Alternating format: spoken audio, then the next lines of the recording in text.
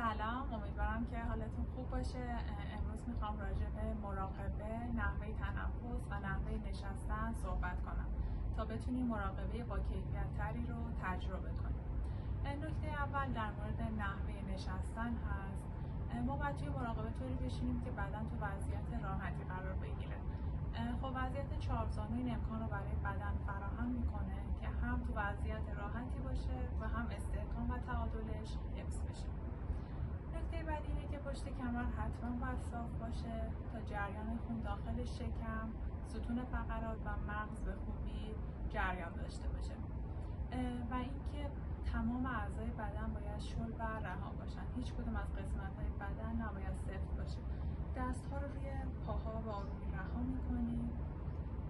کمر رو صاف نگه می‌داریم. سرشونه‌ها رو به سمت عقب رول می‌کنیم. سر و گردن و ستون فقرات در یک راستا. تمام اعضای بدن شل و رها.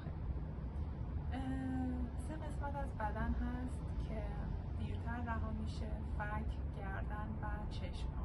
ما باید حواسمون باشه که این سه قسمت هم رها و آروم باشن. نکته بعدی در مورد نحوه تنفس هست که تنفس حتما باید به شکل دیافراگمی انجام بشه، چون تنفس دیافراگمی این امکان رو فراهم میکنه که حجم بیشتری از ریه از اکسیژن پر و خالی بشه. نحوه اجرای این تنفس به این صورت که یک دست رو روی شکم قرار میدیم و یک دست رو روی قفسه سینه. موقع دم شکم به سمت بیرون حرکت میکنه، مکث میکنیم و موقع بازدم شکم به سمت داخل کشیده میشه. کاملا با دست میتونید این جریان رو حس کنید که با هر دم شکم به سمت بیرون و با بازدم شکم به سمت داخل کشیده میشه.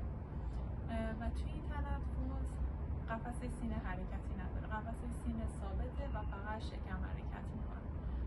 امیدوارم این نکات بهتون کمک کنه که مراقبه با کیفیت تری رو تجربه کنید.